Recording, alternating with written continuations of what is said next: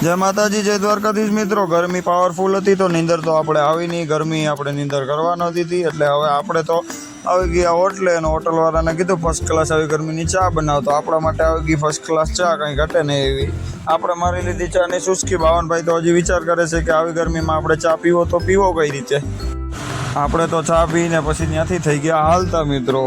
ગ્રાઉન્ડમાં આવીને જોયું તો ગ્રાઉન્ડમાં તો ઘણી ગાડી પડી હતી, તડકાની કોઈ ગાડીવાળા હાંકવા માટે તૈયાર ન હતા, પણ પછી આપણે નીંદર તો આવતી નથી એટલે આપણે ધીરે ધીરે ગાડી હાલતી કરવાની હતી। બાવનભાઈ જો ધીરે ધીરે ચા પાણી પીને વૈયા આવે છે, તડકાનો એનો પણ સ્લેપ લાગે એમ છે નહીં। પછી આપણે ત્યાંથી થઈ ગયા હાલતા અને મિત્રો આપણે ભરવાનું હતું ઠંડુ પાણી પીવાનું ફર્સ્ટ ક્લાસ। તો અહીંયા એક આરોનો પ્લાન્ટ હતો તો આપણે ત્યાં પાણીનો મગ્ગો અને બોટલ લઈને પહોંચી ગયા છે મિત્રો, કેમ કે અત્યારે ઠંડુ પાણી ભરાઈ જાય તો મિત્રો પછી કાલ ચેન્નઈ ઉપાધિ નહીં તો પછી ચેન્નઈમાં ગરમી પાવરફુલ પડે છે, તો ચેન્નઈમાં ઠંડુ પાણી આપણે લાવવું ક્યાંથી। જો આરોવાળા ભાઈએ આપણે નાખી દીધું 20 લીટર પાણી અને 2 પાણીની બોટલ ભરી દીધી, આપણા પાસેથી એની 40 રૂપિયા લીધા। પછી સાંજે મિત્રો આપણે આવી ગયા છે ચેન્નઈથી 100 કિલોમીટર દૂર એક હોટલ ઉપર આવ્યા, સામે મારવાડીની હોટલ છે। આપણે ચા પાણી પીવાતા મિત્રો પાછા, એટલે આપણે અહીંયા ગાડી બ્રેક કરી કાચબાચ સાફ કરવાતા એટલે આપણે અહીંયા આવી ગયા છે। તો અહીંયા આપણે બાવનભાઈ ટાયરો ચેક કરતા હતા તો બાવનભાઈએ જોયું કે એક ટાયરમાં બ્રેક વધારે લાગે છે, તો બાવનભાઈ ટાયરને નીચે કરી અને બ્રેક એડજસ્ટ કરવા આવી ગયા છે કે થોડા બ્રેક એડજસ્ટ કરી લઉં, નહીં તો એક ટાયરમાં વધુ બ્રેક લાગતી હોય તો મિત્રો પછી ટાયર ગરમ થાય વધારે, એટલે જો બાવનભાઈ કરે છે બ્રેક એડજસ્ટ અને આપણે તેને લાઇટ આપીને મદદ કરીએ છીએ। બ્રેક એડજસ્ટ કરીને મિત્રો આપણે આવી ગયા છે હોટલે આવ્યા। મારવાડીને કીધું કે મારવાડી થોડો ચા લઈ આવતો, અમે પછી ચા પીને હેણતા થઈએ। જો મારવાડી આવી ગયો આપણા માટે ફર્સ્ટ ક્લાસ ચા લઈને। ચા મિત્રો રાજસ્થાની અને કાઠિયાવાડી જ ચા ભાવે, આપણે બીજી કોઈ ચા ભાવે નહીં। ચા અને જમવાનું તો ખરેખરથી ગુજરાતી અને રાજસ્થાની માણસોનું જ બરાબર છે।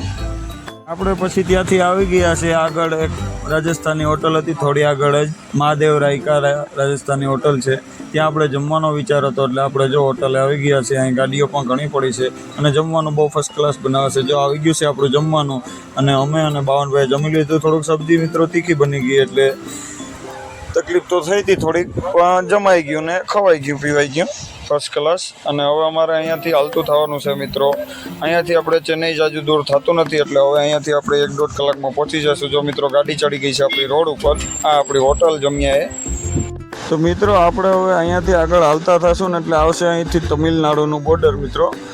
તમિલનાડુનું બોર્ડર જો હવે અહીંયાથી દૂર નથી, આ આવી ગયું જ છે, તમિલનાડુનું બોર્ડર જ છે। જો આ એમનો કાંટો છે, હવે આ કાંટો તો મિત્રો અત્યારે બંધ છે, અહીંયા આપણે ખાલી એન્ટ્રી દઈ અને સાનુમાનું નીકળી જવાનું હોય, કોઈ કંઈ બીજું કરવાનું ના હોય। અને જો મિત્રો આ છે બોર્ડરનું પાર્કિંગ, અહીંયા જો કેટલી ગાડીઓવાળા ગાડીઓ રાખી અને આરામ કરે છે, નીંદર કરે છે, કેમ કે અહીંયા ચોરી ચકારી બિલકુલ થતી નથી અને બહુ સારો એરિયો છે। ચોરી ચકારી ન થતી હોય ને ડ્રાઈવરને ત્યાં જ નીંદર કરવાની મજા આવે મિત્રો, એટલે ડ્રાઈવરો જો બધા શાંતિથી નીંદર કરે છે, કેમ કે સારો એરિયો હોય ત્યાં નીંદર પણ થઈ જાય અને કોઈ ડીઝલની ચોરી ચકારી ન થતી હોય એટલે ડ્રાઈવરને ફર્સ્ટ ક્લાસ આરામ કરવાની મજા આવે, કોઈ જાતના ટેન્શન હોય ના। જો મિત્રો કેટલી ગાડીઓ પડી છે, આ બધા ગાડીવાળા ફર્સ્ટ ક્લાસ આરામ કરે છે અહીંયા। હવે જો મિત્રો આપણે આવી ગયા છે ચેન્નઈમાં। ચેન્નઈ બહુ મસ્ત સિટી છે મિત્રો, આપણે અહીંયા આવીએ ને એટલે જો સિટીની વચ્ચેનો માલ હોય ને ત્યારે રાતે મોડા આવીએ, અત્યારે રાતના 1 વાગ્યો છે, રાતનો 1 વાગ્યો છે। જો અત્યારે સિટીની અંદર કેવી ફર્સ્ટ ક્લાસ ટ્રાફિક છે, એરિયો છે મસ્ત જોરદાર, અને વાતાવરણ પણ અત્યારે થોડુંક ઠંડુ થઈ ગયું છે, બાકી તો ગરમી આખો દી જપ લેવા નથી દીધો। જો મિત્રો કેવું મસ્ત સિટી છે, અરે આ સિટીને તો જેટલા વખાણ કરીએ એટલા ઓછા છે મિત્રો। ચેન્નઈ જેવું સિટી મેં ક્યાંય નથી જોયું, બહુ મસ્ત સિટી છે। હા થોડોક રસ્તા ને એવું અંદરના ભાગમાં હાકડા છે।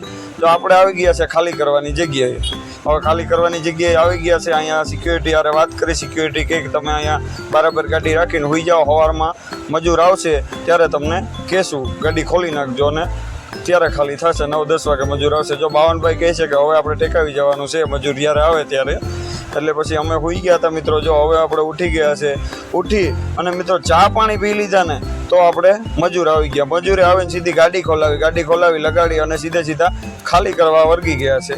જો હમણાં એ ખાલી કરવા વર્ગ્યા અને આટલી ગાડીમાં કેટલી ગાડી ખાલી કરી નાખી। જો મિત્રો મજૂર બહુ ઝાઝા છે એટલે ખાલી કરવામાં તો ઝાઝી વાર નહીં લાગે।